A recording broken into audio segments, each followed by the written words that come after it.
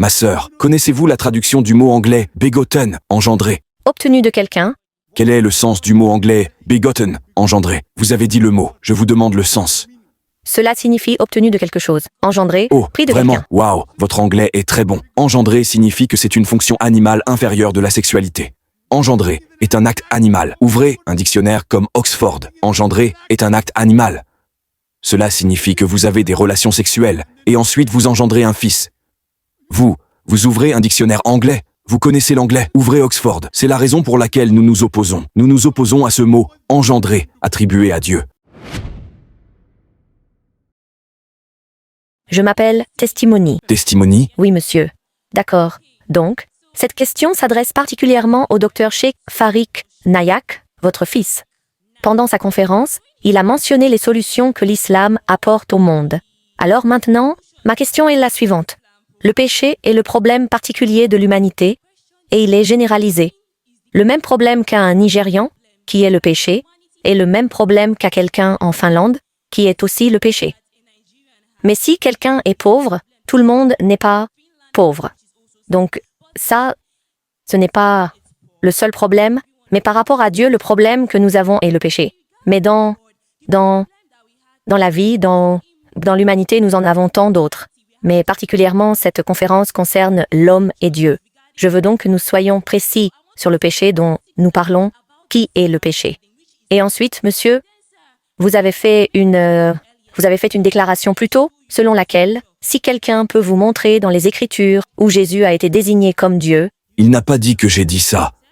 Il n'a pas dit que j'ai dit ça. Non, vous. Oui, j'ai fait mention de vous, monsieur. Je vous demande pardon. Donc vous avez dit que si n'importe qui ici peut vous montrer dans la Bible où Jésus a été référencé comme Dieu, vous accepterez le christianisme. Vous me citez à moitié. J'ai dit, si quelqu'un peut me montrer une seule déclaration sans équivoque. Une seule déclaration explicite. De n'importe où dans la Bible où Jésus-Christ lui-même dit « Je suis Dieu ». Ou bien où il dit « Adorez-moi ». Je suis prêt à accepter le christianisme. Maintenant, citez-moi en entier. Ne me citez pas à moitié. Si vous me citez à moitié, alors... Je suis vraiment désolée, monsieur. Oui, en entier. J'avais vraiment l'intention de mentionner tout ce que vous venez de dire en entier. Alors maintenant, mon apport, maintenant, est-ce que Jésus n'a pas été référencé comme Dieu? Il n'est pas référencé comme Dieu. Il n'est pas désigné comme Dieu. Il n'est pas référencé comme Dieu. Il est référencé comme Fils de Dieu. Fils de? Il est référencé comme le Fils de Dieu. Et ensuite, monsieur, pour Matthieu chapitre 1. S'il vous plaît, silence. Silence.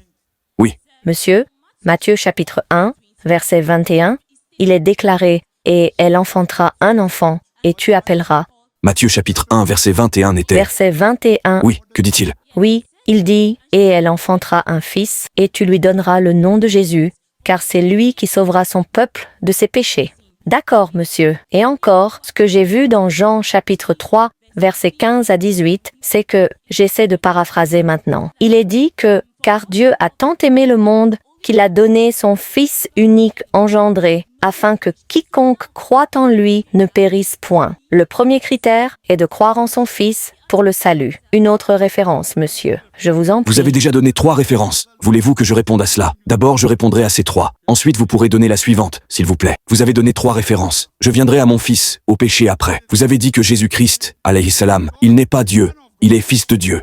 Ma sœur, la Bible a des fils de Dieu à l'appel. Adam était fils de Dieu. Éphraïm était fils de Dieu. Israël était fils de Dieu. Livre des Romains, chapitre 8, verset 34. Tous ceux qui sont conduits par l'Esprit de Dieu, ils sont fils de Dieu. Donc, la Bible dit que quiconque suit Dieu est fils de Dieu. Même moi, je suis fils de Dieu. Même vous, vous êtes fille de Dieu. Alors quel est le problème?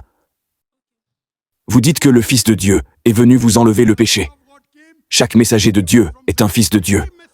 Je n'ai aucun problème. Moïse était fils de Dieu dans ce contexte. Adam était fils de Dieu. Le prophète Muhammad l'était, signifiant une personne pieuse, signifiant qu'il apportait le message de Dieu. Même Moïse a donné le message de Dieu. La Bible le dit. Même le prophète Muhammad donne le message de Dieu. Alors quelle est la différence? J'y viens. Donc j'ai cité le premier, fils de Dieu. J'ai fini avec votre Matthieu. J'ai fini maintenant. Votre troisième est l'évangile de Jean. Et la référence est? Chapitre 3, versets 15, 16, 18. C'est seulement l'évangile de Jean chapitre 3 verset 16, seulement 16. Non, monsieur. L'explication est dans le contexte. Vous ne pouvez pas juste en prendre un et puis... Vous n'avez cité que le 16. Vous n'êtes jamais allé au 17. D'accord, monsieur. L'évangile de Jean chapitre 3 verset 16 dit « Car Dieu attend ». Je donne textuellement maintenant. Textuellement de la version King James. Textuellement c'est, vous savez ce que signifie textuellement? Je sais, monsieur. Mot pour mot. De quelle version? De King James? Parce qu'il y a 1000 versions de la Bible. New International, New World Translation, la Pentecostal, American Standard Version. Je cite de la version King James, que plus de 50% des chrétiens suivent. Donc l'évangile de Jean chapitre 3 verset 16 dit « Car Dieu a tant aimé le monde », parce que les chrétiens disent « Non, non, non, non, non ! Jésus n'est pas un fils normal ». Et il cite l'évangile de Jean chapitre 3 verset 16.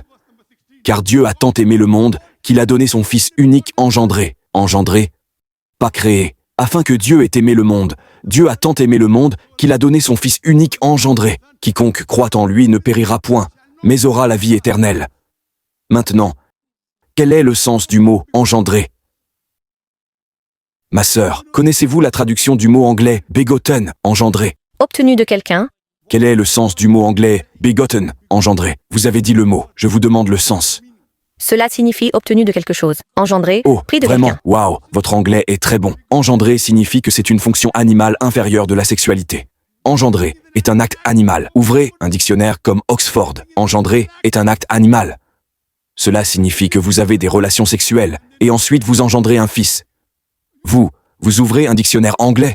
Vous connaissez l'anglais, ouvrez Oxford. C'est la raison pour laquelle nous nous opposons. Nous nous opposons à ce mot « engendrer » attribué à Dieu. Alors que faire? Donc si vous lisez la Revised Standard Version de la version King James, révisée par des savants chrétiens de la plus haute éminence, soutenus par 50 dénominations, ils disent que ce mot « engendrer » était une interpolation, une fabrication, une invention, et ils l'ont retiré de la Bible. Vous ne savez pas ça? Qui l'a retiré? Pas des savants musulmans, pas des savants hindous, des savants chrétiens. 32 savants chrétiens de la plus haute éminence, soutenus par 50 dénominations coopérantes différentes. Lisez la Revised Standard Version. Ils disent que ce mot « engendrer » est une interpolation. C'est une fabrication. Il n'est pas dans le manuscrit original. Donc le mot auquel elle s'accroche tant a été retiré de la Bible. D'accord, monsieur. Si, D'accord, monsieur. Quoi? Cette Cela opinion, signifie. j'ai un Cela autre, signifie. Cela signifie. passage de la Bible. Laissez-moi terminer. et je peux expliquer ce que je viens de dire? Je parle des savants du christianisme, des docteurs en théologie, pas de vous. Êtes-vous meilleur que les docteurs en théologie? Ce sont les meilleurs savants du monde, de la Bible. Revenons donc à l'original.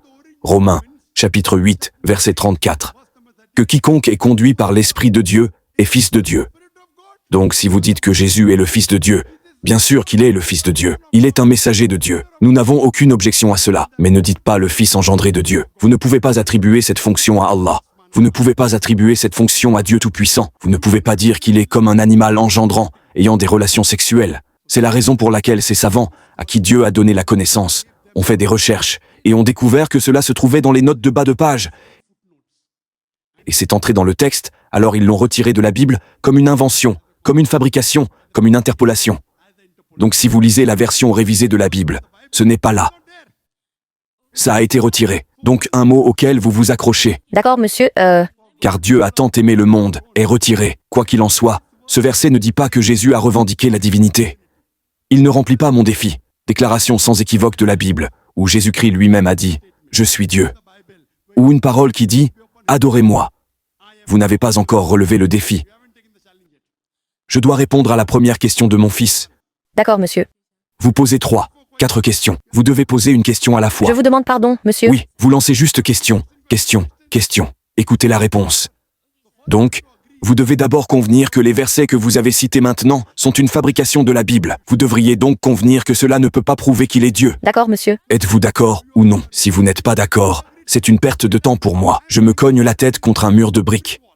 Si vous ne pouvez pas comprendre l'anglais, c'est 32 savants chrétiens. Ou alors dites, d'accord, docteur, j'irai faire des recherches, pas de problème. Dites au moins cela. Soyez comme une femme bonne, une dame véridique. Ne soyez pas comme une personne qui veut. Je vous cite depuis mon ordinateur donné par Dieu. N'est-ce pas? Alors dites, docteur Zakir, d'accord, j'irai vérifier votre affirmation. Pas de problème. Soyez au moins Soyez au moins véridique en disant cela, plutôt que de vous cacher derrière quelque chose. Venons-en à votre première question. Venons-en à votre première question. On vous a parlé de mon fils. Solution au problème de l'humanité. Le péché est un problème universel, a dit votre sœur. Vous, je vous ai dit que le péché n'est pas universel à la naissance. Vous répétez encore. Selon nous, chaque enfant naît sans péché. Parce que c'est dans les Écritures que tous les hommes Ce n'est pas. ont péché Et mon et fils sont Farid privés de la a aussi gloire de donné la Dieu. solution au C'est péché. ça le problème Vous de n'avez pas l'humanité, écouté. le péché. La solution au péché est suivre le Coran. La solution au péché est de suivre le Coran. Si vous n'avez pas écouté le discours, que puis-je faire? C'est pourquoi je vous ai dit, allez sur YouTube, cherchez sur Google, Cheikh Farik. L'islam est-il la solution? Puis-je avoir un peu de temps? Laissez-moi terminer la réponse. Vous disiez quelque chose? Nous vous avons beaucoup sollicité. Je pense qu'il a répondu à la Donc la plupart de vos première question questions. est, le péché est mort, oui, mais tout le monde n'est pas sans péché. Tout le monde n'est pas pécheur par nature. Il y a beaucoup de gens qui sont sans péché. C'est un gros problème. Nous sommes d'accord. Quelle est la solution? Suivre le Coran. C'est le diable. C'est le diable qui vous inspire à tuer tout autre être humain. C'est ainsi que vient le terrorisme. C'est le diable qui vous inspire à voler. Tout cela fait partie du péché. Si vous n'avez pas entendu cette conférence, que puis-je faire? Ce sont des types de péchés différents. Et la solution est de suivre le Coran. Vous voulez seulement dire que le péché est, vous savez, le péché est qu'Adam a mangé la pomme et Ève a mangé la pomme. Nous sommes nés dans le péché. Vous citez mal le Coran. Désolé, la Bible. Vous citez mal la Bible. Vous ne savez pas que c'est l'enseignement de l'Église. Je suis ici pour parler de la Bible, pas de l'Église. Si l'Église vous égare et si vous vous laissez égarer, c'est vous qui êtes à blâmer, pas moi. Je vous demande pardon, mais c'est juste la réalité. J'en suis tellement convaincue. Et j'ai beaucoup de preuves, tant d'écritures. Vous êtes convaincu de choses fausses. Ce n'est pas mon problème. Si vous êtes convaincu de choses qui sont fausses, c'est votre problème. Je ne me laisse pas convaincre par des choses fausses. C'est la différence entre vous et moi. Il y a une déclaration que vous avez faite. Vous avez dit que vous êtes plus chrétien que nous, les Vous me chrétiens. citez mal à nouveau. Si chrétien signifie suivre les enseignements de Jésus, il y a une condition préalable. Vous savez ce qu'est une condition préalable? Il y a une règle. Si chrétien signifie suivre les enseignements de Jésus-Christ, alors nous, les musulmans, sommes plus chrétiens que les chrétiens eux-mêmes. Complétez. Ne donnez pas la moitié de la citation, s'il vous plaît. Si vous ne vous en souvenez pas, dites « Désolé ». Je suis vraiment désolée, d'accord. Oui. Je suis vraiment S'il vous désolée. plaît, Désolée, coupez monsieur. le micro. Alors, monsieur, Il vous a eu non, plus merci. de temps. Et Merci. puis, elle a pris beaucoup de temps. Merci. Merci. Si vous êtes un mot, si vous aviez cru C'est en bon, Jésus. c'est bon. Vous avez pris trop de temps. Il vous a donné assez de temps. D'accord, bien, ma sœur. Dernière question. Donnons-lui une chance. Elle en est déjà à 3 questions. Nous sommes très généreux. Non, s'il vous plaît. Dernière question. Posez une dernière question. Si je suis plus chrétien que les chrétiens alors. Oui, merci beaucoup, monsieur. Avec plaisir. Donc, alors, monsieur, vous avez aussi dit que, je prie pour ne pas vous citer mal cette fois-ci, vous avez dit que vous croyez en Jésus, vous croyez qu'il a été envoyé par Dieu et tout. Le problème est que ce n'est pas tout ce qu'il faut pour le salut. Ce n'est pas tout ce qu'il faut pour la rédemption. Il faut croire à l'évangile complet du Christ qui se trouve dans 1 aux Corinthiens 15. Vous avez dit que vous croyez en Jésus et vous croyez qu'il a été envoyé Je par Dieu. suis les vrais enseignements de Jésus. Maintenant, je dis que ce n'est pas un critère pour que quelqu'un soit chrétien ou pour devenir plus chrétien que nous qui sommes déjà croyants. Car suivre les vrais enseignements de Jésus, c'est le critère de base. Chrétien signifie une personne qui suit le Christ. Le critère numéro 1 de base, si je dis musulman, je soumets ma volonté à Dieu. Si je dis chrétien, je suis les enseignements de Jésus. Si ce n'est pas le critère principal, alors je suis désolé. Je suis heureux d'être. Si chrétien ne signifie pas suivre les... Voulez-vous suivre les enseignements du diable? Non, non, monsieur, non, monsieur. J'ai ce que vous C'est dites. ce que vous Ce n'est faites. pas fini, monsieur. Pourquoi dites-vous que suivre les enseignements de Jésus n'est pas le critère principal? C'est ce que vous avez dit et j'essaie de prouver que ce n'est pas correct. C'est correct, c'est principal. Parce que pour être un disciple de Dieu, pour être un croyant, il faut croire en l'évangile complet selon 1 Corinthiens, chapitre 15, La versets 1 à référence, 4. s'il vous plaît, j'entends rien. 1 Corinthiens, chapitre 15, versets 1 à 4. Il parle de l'évangile du Christ. Et quel est l'évangile du Christ? C'est le 1 Corinthien, les paroles de Jésus-Christ, s'il vous plaît. Notez bien, ce sont les paroles de Paul. Corinthien n'est pas l'enseignement de Jésus. Corinthiens sont les paroles de Paul. Nous parlons des paroles de Jésus. Savez-vous que Corinthien n'a pas été écrit par Jésus-Christ? Corinthien a été écrit par Saint Paul. Alors parlez-vous de Paul ou parlez-vous de Jésus? Connaissez-vous très bien votre Bible? Oui, monsieur, je connais ma Bible. Qui est l'auteur de Corinthiens? Monsieur, c'est qui est l'auteur de Corinthiens. Paul est l'auteur de Corinthiens. Mensonge, ce n'est pas Jésus. Et Paul n'était même pas un disciple de Il n'y a Jésus-Christ. aucune Paul est écriture un que disciple Jésus a autoproclamé. écrite. Il n'est même pas le disciple de Jésus-Christ. Je vous demande pardon. Laissez-moi expliquer, monsieur. Je ne veux pas expliquer. Je connais très bien la Bible. Je ne veux pas apprendre de vous. Je connais. J'ai discuté avec. Pouvons-nous avoir la prochaine question, s'il vous plaît?